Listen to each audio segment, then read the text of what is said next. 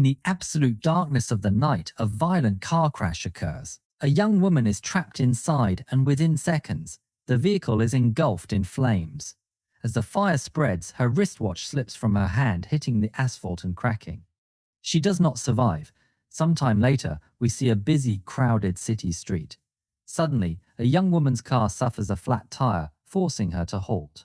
This sudden stop blocks the vehicle behind her. The driver of that car, a man, tries to navigate around her, but a large truck, driven by an older man we will call Uncle, blocks his path. The man's car lightly scrapes against Uncle's truck, forcing him to swerve slightly. Suddenly, a massive banner falls from above, landing directly onto his windshield. When the man reaches out to pull the banner away, a heavy shard of glass plunges down from a high-rise window, killing him instantly. Watching from the crowd is a young man named Brain. He observes every detail. In truth, this was no accident. It was a meticulously planned murder, orchestrated by Brain and his team. The girl with the flat tire and Uncle with the truck, they are all part of Brain's crew. When the police arrive, they push the girl's car out of the way. Uncle drives off, but as he leaves, he carelessly tosses a lit cigarette onto the wet street. Brain spots the cigarette immediately. Knowing that even a tiny piece of evidence could expose them, he quickly picks it up, leaving nothing behind. They have another teammate named Fatty, who had blocked the local security cameras with balloons. Fatty leaves the scene and meets with the client who hired them, collecting their payment before heading home. At the hideout, the girl scolds Uncle, saying, "You shouldn't have tossed that cigarette. You could have ruined everything." On the television, the news anchor reports the incident as a tragic random accident. To the rest of the world, their plan worked perfectly. When Fatty returns, Uncle lies to him, claiming he picked up the cigarette. Brain, however, is listening from another room. Years ago, he had secretly planted a hidden microphone in their meeting space, a secret known only to him. Brain enters the room and confronts Uncle. "You lied!" Brain says, "I was the one who retrieved your cigarette." Uncle's lie is exposed and Brain begins to worry. He fears that Uncle's fading focus is becoming a liability, one that could get them all caught. Uncle is deeply shaken by the confrontation. To prove his commitment, he announces that he is quitting smoking for good. He is terrified of being kicked out of the crew. Meanwhile, Brain heads back to his own apartment. To ensure he isn't being followed, he takes 3 completely different modes of public transportation, successfully confusing any potential tail. Upon reaching his apartment, Brain carefully inspects the door. Every time he leaves, he wedges a small leaf into the doorframe. If the leaf is still there, his home is secure. If it has fallen, someone has broken in. Today, the leaf is in its proper place. Inside, he opens a hidden safe overflowing with stacks of cash and deposits his share of the money. He collapses onto his bed, closing his eyes, and envisions his late wife. She was the woman who died in the burning car crash at the beginning of our story. Her death was a tragic high-speed accident, and Brain still grieves her deeply every single day. The next morning, Fatty receives a call from a new client who has a job for them. The client leaves a bag filled with details in a trash bin, walks into an elevator and goes upstairs. Fatty retrieves the bag and brings it straight to Brain. They discover that the client wants them to assassinate his own father, all to collect a massive insurance payout. The father is confined to a wheelchair. Every day, his son takes him for a walk, pushing him across a busy railway track. Brain's team begins their surveillance. They decide on a plan. They will electrocute the old man using the live, high-voltage overhead lines of the railway track. However, for this to work, they need rain. The girl will fly a kite rigged with wire, draping it over the power lines, while Uncle acts as a balloon vendor to block the cameras. They attempt the plan several times, but the weather is unpredictable. Sometimes the rain is too late, sometimes it stops too early. One evening, as they prepare for another attempt, they notice Uncle has started smoking again. The girl is furious, but Uncle seems completely confused. It soon becomes painfully clear. Uncle is suffering from Alzheimer's disease. He is losing his memory, and for a crew of professional assassins, this is incredibly dangerous. Fatty and the girl argue that they should call off the operation, but suddenly the sky opens up and it begins to rain. Brain insists that this is their perfect window. The girl quickly launches the wire-rigged kite, draping it over the live power line. Uncle, however, is disoriented and completely forgets to release his balloons to block the security cameras. Meanwhile, Fatty rides his bicycle directly into the sun, knocking him down. The impact sends the father's wheelchair rolling onto the wet tracks.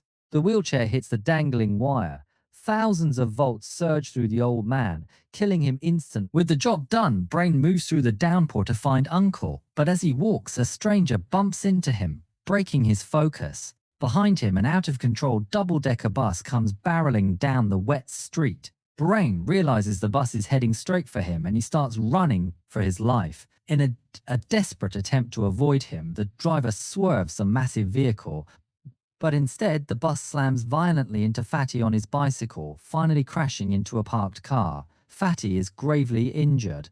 Brain rushes to his side and with his dying breath, Fatty whispers, "I don't think this was an accident." He passes away, and Brain quickly strips Fatty's pockets of any incriminating evidence before fleeing the scene. When Brain returns to his apartment, his heart sinks. The leaf has fallen to the ground, and his front door is wide open. He steps inside to find the police waiting for him. They explain that his neighbor noticed the open door and reported a break-in. Brain checks his hidden safe, only to find that every single dollar has been stolen. Oddly, the thief left his wife's cracked wristwatch behind. Brain grabs the watch and slips out. He is now completely convinced that Fatty's death and this burglary were not coincidences. This was a targeted strike. He retreats to a backup safe house he had prepared for emergencies. The next day, from a high window overlooking the street, Brain watches Uncle, who is still selling balloons, completely unaware of what has happened due to his fading memory.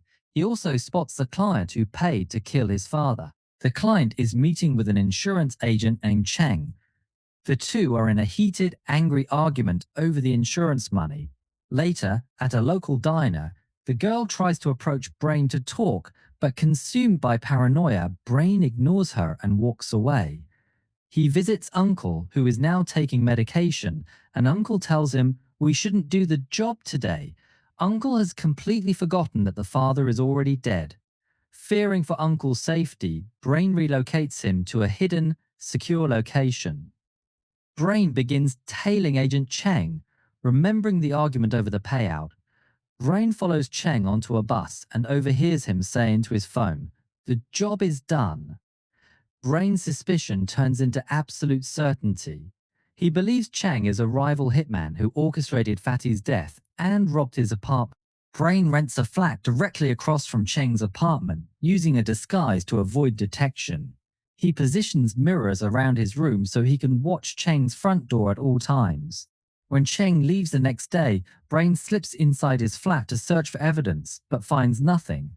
Before leaving, he bugs the apartment with microphones. From his safe house, Brain listens to Cheng's calls, takes notes, and tracks his daily movements with binoculars. One afternoon, the client visits Cheng's office. They argue over a file before the client leaves. Brain tails the client to a parking garage where he watches the man toss an envelope with a check into the back seat of the team's girl's car.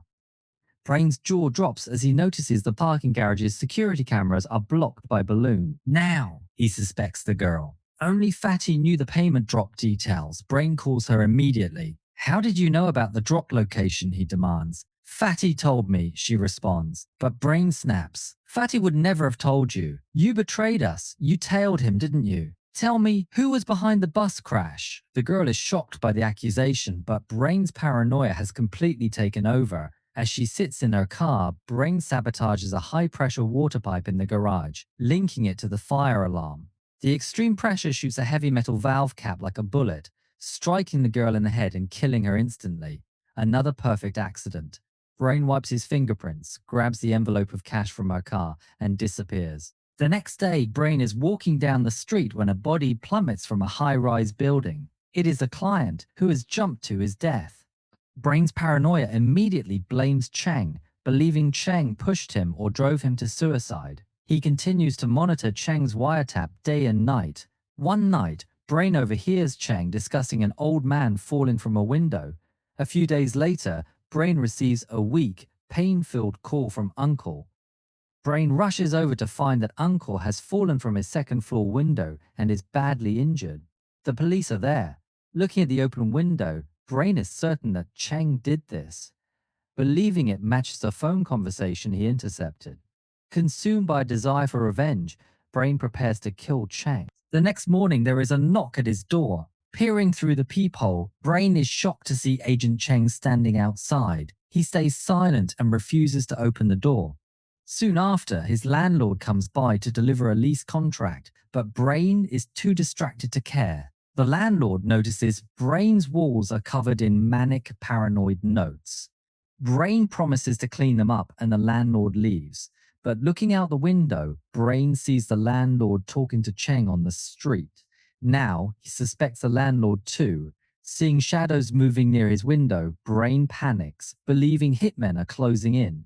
He flees his apartment only to run straight into Cheng on the stairs. There is no turning back. He must eliminate him.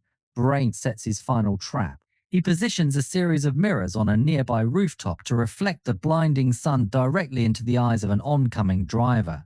The blinded driver will lose control and crash directly into Cheng's car, killing him.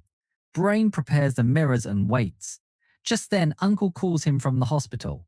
In a brief moment of mental clarity, Uncle confesses, "Brain, Fatty's death was my fault. I accidentally dropped all the balloons which blinded the bus driver, and the night I fell. I had taken too much medication and fell out of the window myself." Brain's world shatters. Agent Cheng is completely innocent. There was no conspiracy. The client had committed suicide out of pure guilt, and Uncle's fall was a tragic accident. Brain's paranoia had imagined a war that didn't exist. Horrified, Brain runs to block the reflector before it's too late. But the blinding beam is already aligned. Suddenly, a solar eclipse begins, plunging the street into darkness and rendering the mirror useless. The car passes safely. As the eclipse ends, Cheng looks up and sees Brain running toward him, out of breath.